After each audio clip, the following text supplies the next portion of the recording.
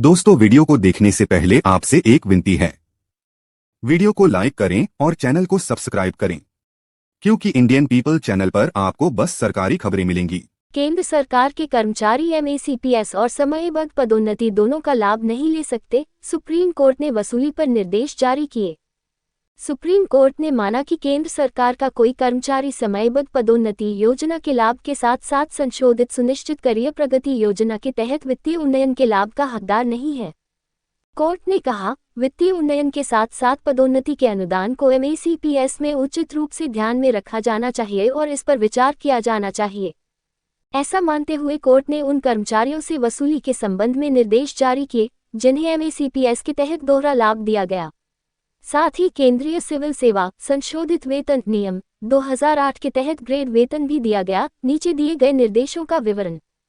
साथ ही न्यायालय ने केंद्र सरकार को निर्देश दिया कि रिटायर सरकारी कर्मचारियों और इस निर्णय के 1 वर्ष के भीतर रिटायर होने वाले कर्मचारियों से बकाया राशि की वसूली न की जाए, जिन्हें केंद्रीय सिविल सेवा संशोधित वेतन नियम 2008 के कार्यान्वयन पर केंद्र सरकार द्वारा संशोधित वेतन का लाभ दिया गया था। Chief justice of India (CJI) Sanjeev Khanna और जस्टिस संजय कुमार की खंडपीठ ने संशोधित सुनिश्चित करियर प्रगति योजना 2008 एमएसीपीएस के कार्यान्वयन से संबंधित दीवानी अपीलों में निर्णय सुनाया।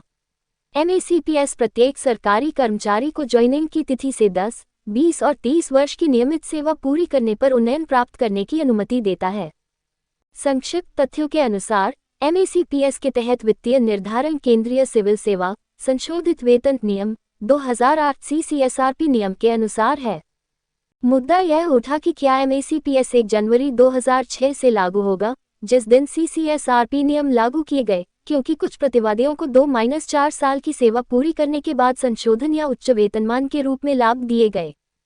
भारत संघ और अन्य बनाम एम.वी. मोहनन नायर 2020 में सुप्रीम कोर्ट की 3 पीठ ने एमएसीपीएस पर विचार किया।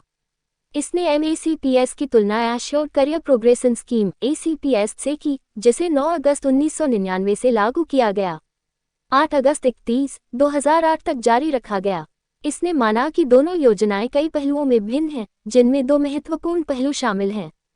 सबसे पहले, एसीपीएस ने 1 या 2 पदोन्नति के बिना 12 साल और 24 साल की नियमित सेवा पूरी करने पर वित्तीय उन्नयन की परिकल्पना की थी, जबकि एमएसीपीएस में बिना पदोन्नति के 10, 20 और 30 वर्ष की नियमित सेवा पूरी करने के बाद 3 वित्तीय उन्नयन की परिकल्पना की गई और 1 दशक तक उसी ग्रेड वेतन पर काम जारी रखने की बात कही गई।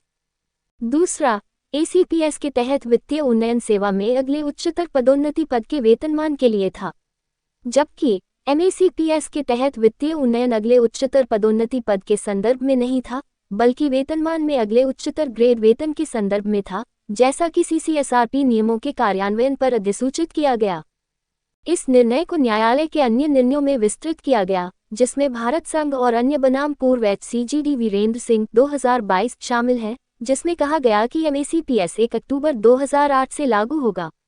वीरेंद्र सिंह के फैसले ने दोहराया कि एमएसीपीएस के तहत पात्र सरकारी कर्मचारी वेतन बैंड के पदानुक्रम में तत्काल ग्रेड वेतन के बराबर वित्तीय गिरावट के हकदार हैं। वर्तमान मामले में सीसीएसआरपी नियमों के कार्यान्वयन के बाद कुछ प्रतिवादी फार्मासिस्ट या अधीक्षक के रूप में सेवा में क्रमशः 2 या 4 वर्ष की सेवा पूरी करने पर क्रमशः 4,200 रुपये और 5,200 रुपये के ग्रेड वेतन के साथ वेतन बैंड 2 में गैर कार्यात्मक उन्नयन के हकदार हो गए। गैर कार्यात्मक उन्नयन से पहले वेतनमान क्रमशः 2,800 रुपये और 4,800 रुपये के ग्रेड वेतन के साथ था। बाद में केंद्र सरकार ने उनसे बकाया राशि की वसूली शुरू की। सुप्रीम कोर्ट ने क्या कहा? सुप्रीम कोर्ट ने माना कि प्रतिवादी सीसीएसआरपी नियमों के अनुसार उनके द्वारा अर्जित सभी वित्तीय उन्नयन को ध्यान में रखने के बाद ही एमएसीपीएस के लाभों के हकदार होंगे। कोर्ट ने कहा, उक्त नियमों के तहत वित्तीय उन्नयन को ध्यान में रखना होगा। इसे एमएसीपीएस के तहत ग्रेड पे के संदर्भ में 10 साल के अंतराल और 3 सुनिश्चित वित्तीय उन्नयन की गणना के उद्देश्य से अर्जित वित्तीय उन्नयन के रूप में माना जाएगा। लेकिन न्यायालय ने ये निर्देश देना उचित समझा कि केंद्र सरकार रिटायर कर्मचारियों या इस निर्णय की तिथि से 1 वर्ष के भीतर रिटायर होने वाले कर्मचारियों से बकाया राशि की कोई वसूली नहीं करेगी। अन्य मामलों में इसने माना कि संबंधित कर्मचारी को विधिवत नोटिस जारी करने के बाद वसूली की जा सकती है। हालांकि वसूली 2 वर्ष से अधिक की अवधि में आनुपातिक वसूली होनी चाहिए और उक्त राशि पर कोई ब्याज नहीं वसूला जाएगा। इसने स्पष्ट किया कि पेंशन और वेतनमान जो देय हैं, इस निर्णय के आधार पर पुनः निर्धारित किए जाएंगे और 1 जनवरी 2025 से प्रभावी रूप से लागू होंगे। Case title: union of India और अन्य बनाम एन.एम. राउत और अन्य, ACLPC संख्या 8015/2022।